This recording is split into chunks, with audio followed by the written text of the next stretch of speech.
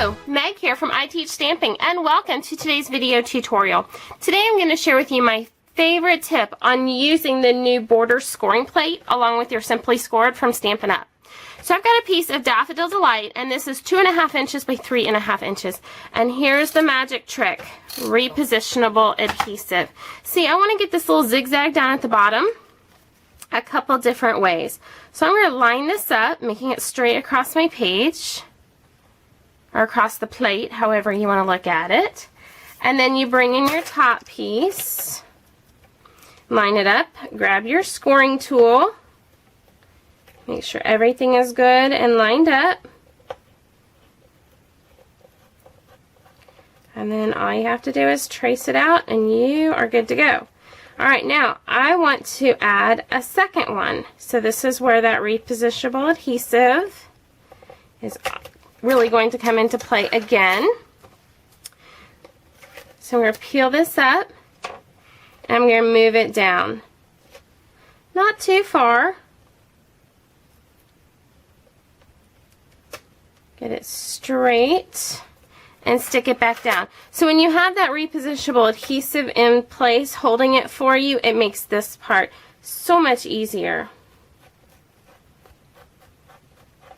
Alright, so now what we're going to do is the base for our card. So it's a piece of Whisper White that's going to, let me show you this first. Hang on, we gotta take a look at this.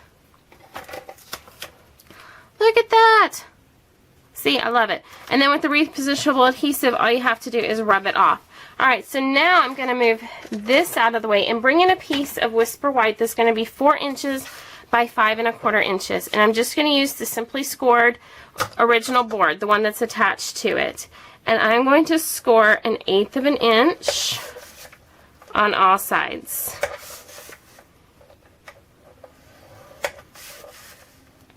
And then I'm going to do this again on the same dimensions piece of Whisper White. And this is going to be for the inside of my card. So it's really going to dress up your card and look like a big wow, even though all you did was just draw some lines. And you didn't have to draw them, you just had to trace them, even better. Alright, so let me move this out of the way and we'll start assembling and stamping. So I'm going to be using the Bloomin' Marvelous stamp set. And I'm going to stamp the Bloomin' Marvelous in Melon Mambo onto a piece of Whisper White. And we're going to punch it out. Then I'm going to do this butterfly from the same stamp set in Daffodil Delight. Clean it real quick. And then we're going to do it again in Melon Mambo. Alright, so we've got those. Let me go ahead and close these up, and we are going to punch. So the first thing we're going to punch is our sentiment, and we're going to use the 1 3/4 inch circle punch.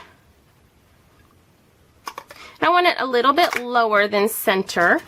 Then grab your bitty butterfly punch that coordinates with this.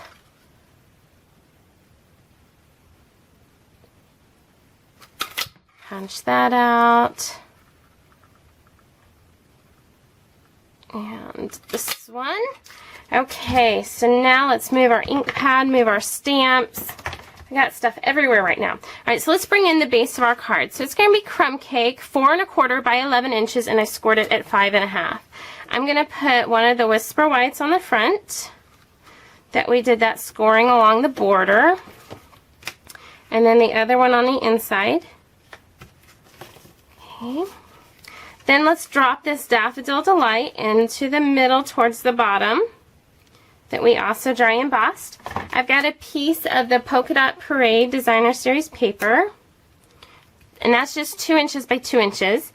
Then I die cut out a Melon Mambo scallop circle, and this is from the Perfect Pennants die, and I'm going to back it with a 2.5 inch Whisper White circle. And the reason being, I didn't want these polka dots showing through. So drop that in place. Let me grab my dimensionals. I'm going to put our Bloomin' Marvelous in the center here.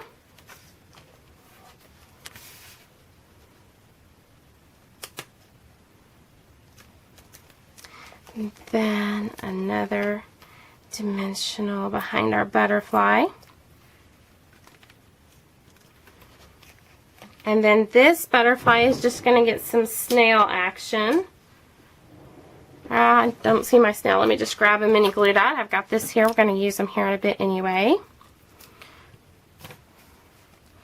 And that's just going to be for the inside there. And then I'm going to take some of the Melon Mambo ribbon from the spring catalog. Let me use my bow maker. This is just the 10-second bow maker. Makes bow tying a breeze. If you don't have one, you can grab one at 10secondbowmaker.com, and it comes with all kinds of cool videos teaching you how to make all these different bows. So when you sign up, it takes you to a page, and you just put in your name and email address, and you'll start getting the videos. Alright, so another mini glue dot right onto the front, and then boom, we have our super cute card where we used our Simply Scored Borders plate and the regular plate to add some fun texture and dimension to our card.